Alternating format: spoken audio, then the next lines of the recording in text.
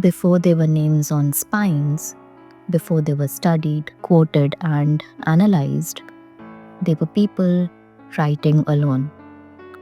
At desks, in notebooks, on loose paper, no one was meant to see. It's easy to forget that.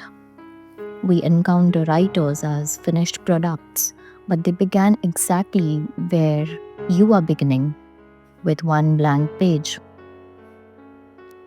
We tend to imagine writers as a category: talented, gifted, certain. But most of them began uncertain.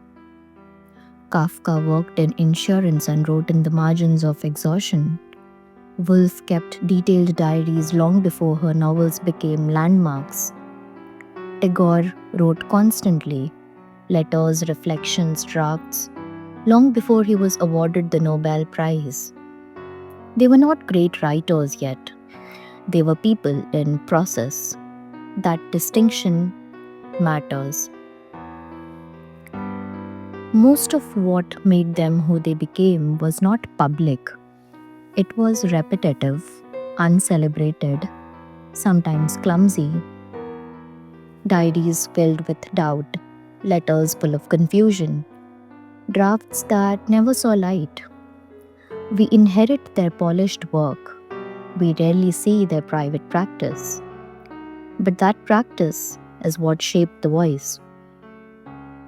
If you've been reading and writing with me this past month, you may have had a quiet thought. Does this even matter? It matters.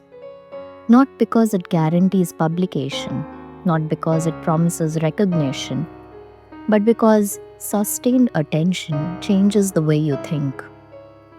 Writers weren't born articulate. They became articulate through repetition, and repetition is available to anyone. We often admire writers from a distance. We quote them, we underline them, we place them on shelves. But what if admiration became participation? Instead of asking, how did they write that? You ask, what happens if I write today? The distance closes, the category dissolves. You're no longer watching a writer, you're practicing alongside them. Authority in writing does not begin with expertise, it begins with endurance. Kafka didn't know he would be Kafka. Woolf didn't know she would redefine narrative form. Tagore did not write for awards. They wrote because something in them needed articulation. The authority came later.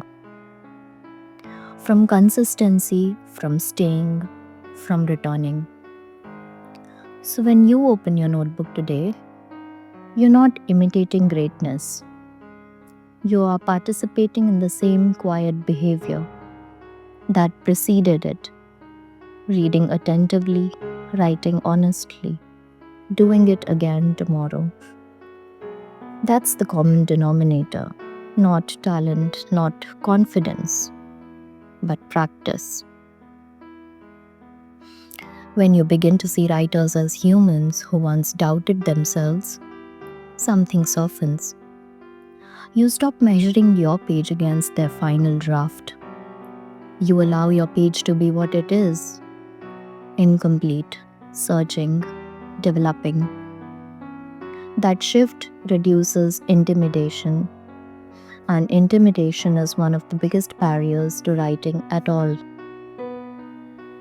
In the coming days, we'll look more closely at specific writers, not as legends, but as people who kept notebooks, who struggled with fear, who used diaries to think through their lives, because the diary often came before the masterpiece.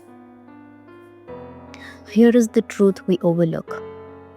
The difference between you and a writer is not talent, it is accumulation.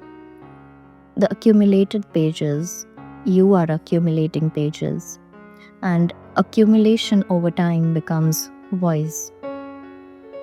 So write today, not to become famous, not to become profound, but to join the lineage of people who once sat alone with a blank page and stayed. I'll come back tomorrow. I'll hope you do too.